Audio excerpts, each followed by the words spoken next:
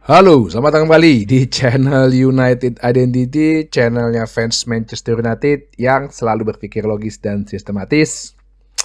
Wajah-wajah bahagia di upacara 17 Agustus, wajah-wajah bahagia mengikuti lomba 17 Agustus bagi para fans Manchester United yang udah rela-rela jam 2 pagi nonton gitu, ya kan? Untungnya kan Sabtunya tanggal merah, tapi besoknya mesti upacara mungkin, ya kan? Nah, paginya.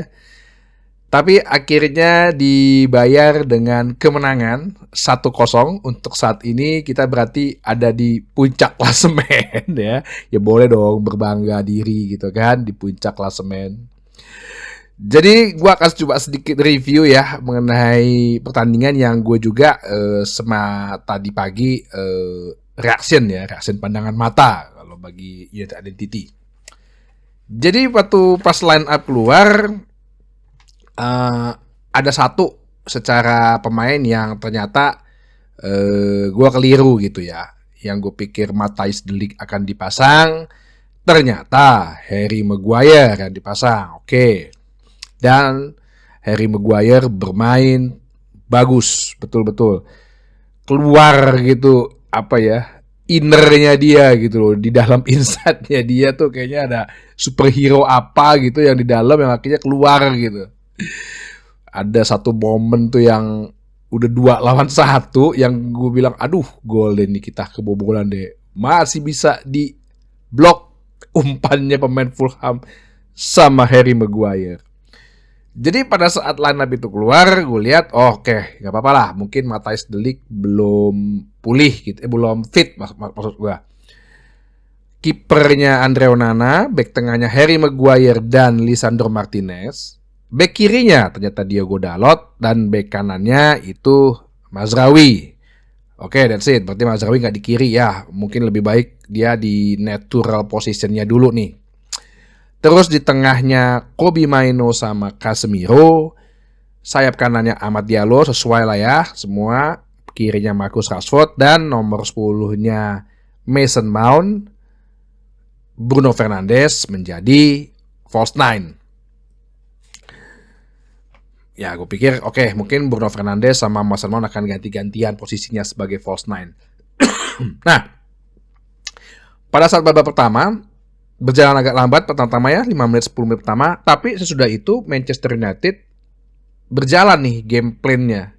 Berjalan nih blueprint sama strategi yang udah diterapkan sama Ten Hag dan yang pernah gue bahas juga kan. Bagaimana membangun serangan mulai dari Onana, bagaimana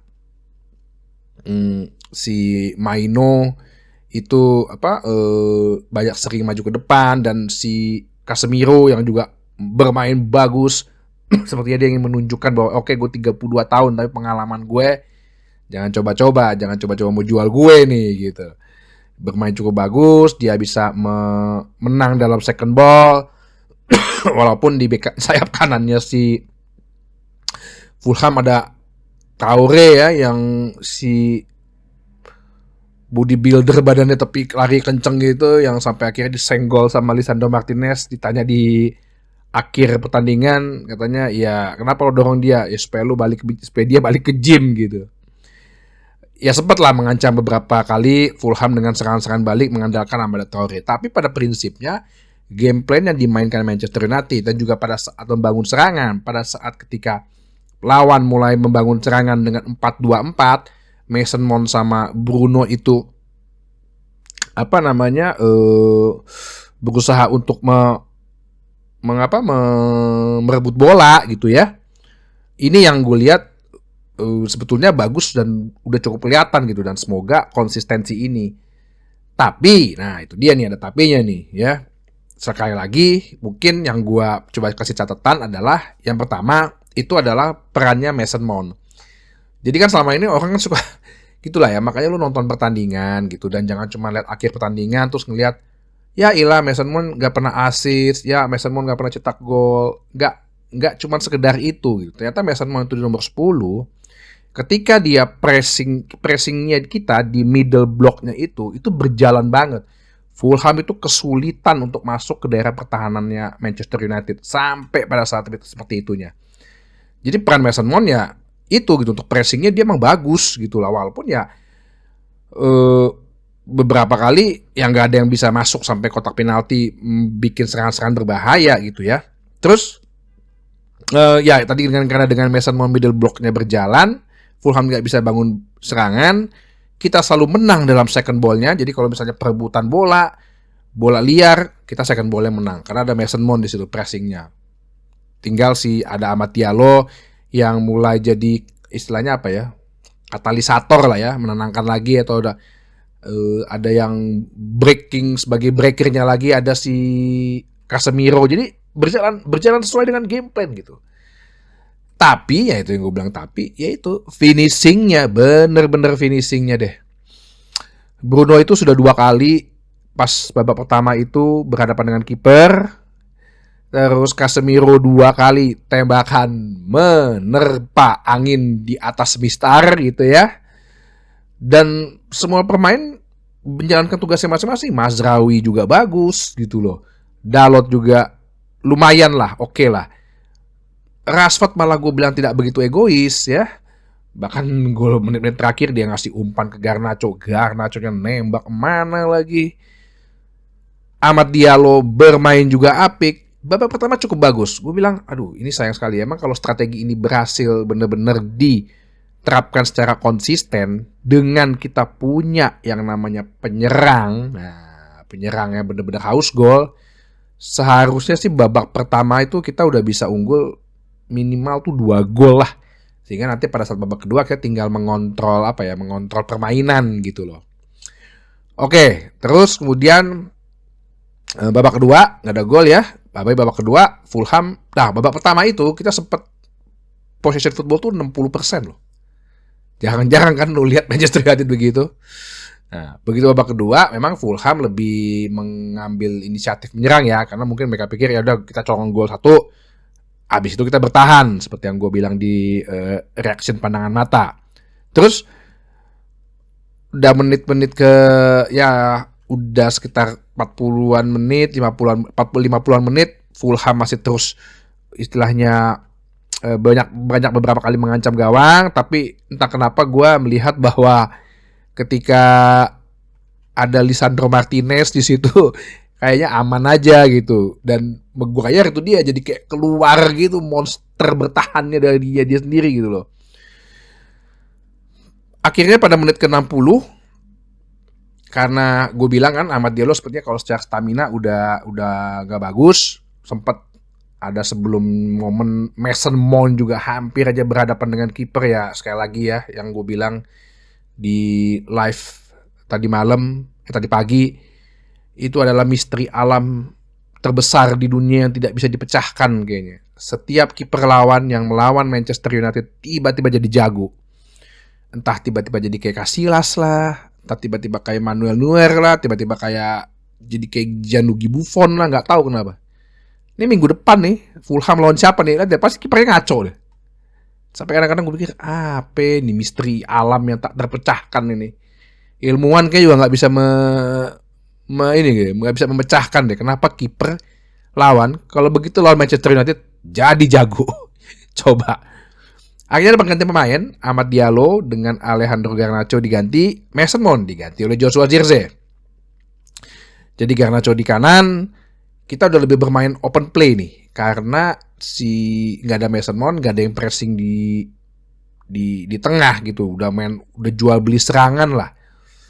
Sekali lagi, sorry, gue lihat kok ini Zirkzee gak pernah dapat umpan. Apa ini jangan-jangan nih jadi Højlund jilid 2 nih, gak pernah diumpan. Sekali lagi, kemana? Ya beberapa kesalahan individu pasti ada. Gue udah bilang dari sebelum pas preview, lo harus sabar karena ini pertandingan pertama. Pasti akan melihat namanya kesalahan-kesalahan pemain, namanya kesalahan umpan, kurang antisipasi, salah pengertian tuh pasti akan ada. Gue lihat tuh Fulham mulai melakukan pergantian pemain, banyak beberapa pemain bertahan. Gue bilang, mungkin mereka mengincar seri aja. Dan Manchester United juga melakukan pergantian pemain, Harry Maguire diganti Johnny Evans karena mungkin udah belum fit lah ya. Terus Matthijs de Ligt masuk, terus Kobbie Mainoo diganti oleh Scott McTominay yang pada akhirnya gue bilang, wah ini kayaknya lama-lama terakhir Scott McTominay juga nih, jangan-jangan dia nih yang jadi pahlawan nih. Nah, udah bermain sangat terbuka, Bruno malah lebih agak ke kiri, di kanannya Garnacho. Sebenarnya sih udah agak sedikit 3-5-2 sih itunya kalau gue lihat tuh ya. 3-4-3 lah. Si Zirkzee lebih agak sedikit sering mendalam, jemput bola lebih ke tengah-tengah, nggak ngedon aja di atas, di depan gitu ya. Nah akhirnya muncullah skema gol yang ada ketika Bruno berhasil menyusur dari sisi kiri. Dan entah kenapa nih para pemain Fulham kayaknya jadi nggak terfokus ke Zirkzee gitu loh. Mungkin karena pemain baru gitu ya. Mereka justru lebih terfokus tuh ke Garnacho sama Rashford. Zirkzee tuh berapa kali bebas. Dan berapa kali ada tendangan Bruno yang, ya kenapa nggak dikasih ke Zirkzee ya. Proses golnya dari Bruno kiri, Bruno ke Zirkzee. Zirkzee gue pikir dia akan bawa sendiri gitu. Karena tuh dia langsung ada space tuh gede banget kok. Tapi dia lebih menyusur dulu kasih ke Casemiro yang rajin ya, dia jadi fit ya, maju mundur. Umpan ke Garnacho melakukan umpan silang mendatar lah. Yang gue lihat ya, kalau setelah gue perhatikan tadi ulangan gue, sebenarnya tuh si Garnacho tuh pengen nguper McTominay tuh enggak. Terus saya pas gue lihat lah, sampingnya si Zirkzee tuh udah ada McTominay pengen nendang. Cuman beda setengah meter kali. Gue nggak tahu kalau McTominay yang ngambil tuh kayaknya nggak masuk sih. Umpan di Garnacho tuh sepertinya kayak pengen ke McTominay, tapi sama Zirkzee dipotong aja gitu loh. Dipotong dengan, ya istilahnya dia potong cuman kayak, dia sebenarnya nggak nendang kenceng, cuman kayak ngebelokin tendangan gitu loh. Sampailah di pojok kanannya Bernardo, gol 1-0, dan gue rasa semua fans Manchester United yang menonton ya terlegakan. Clean sheet akhirnya dicapai. Gue sih bilang selama ada Lisandro Martinez, pertahanan sih gue agak tenang gitu ya. Jadi bikin kayaknya dengan ada dia membuat yang lain jadi jago gitu, keluar jagonya gitu. Jadi dengan kemenangan ini gue harap nanti ini pertama ya, gue kan bilang 10 pertandingan. Kita lihat pertandingan kedua apakah akan konsisten. Minggu depan tuh melawan Brighton di kandang Brighton. Gue pengen lihat konsistensi seperti kemarin, tapi yang pasti ya, kalau seharusnya petinggi Ineos ngelihat ya emang kita butuh striker sih ya. Kita nggak bisa nunggu si Yoro cedera atau cuman mengharapkan ya Zirkzee doang gitu loh. Kalau Zirkzee tiba-tiba lagi flop, nah gue bilang sih butuh striker. Jadi kalau Ugarte bisa diselesaikan, coba deh kejar satu striker aja ya, yang setidaknya bisa ada target man gitu loh di depan. Kemarin bikin umpan-umpan lambung crossing, siapa yang nyundul gitu. Sampai saat ini, sampai nanti malam kita memimpin klasemen ya, King 1-0. Andy Mitten sempat ngelawak tuh kayaknya dengan permainan kayak gitu bisa-bisa kita poin menang semua 114 poin, tapi selisih golnya 38 gitu. Dalam arti 1-0 katakan pertahanan bagus, tapi nyetak gol susah gitu. Oke, sampai ketemu lagi di bahasan berikutnya di channel United Identity, channelnya fans Manchester United yang selalu berpikir logis dan sistematis. Sampai jumpa.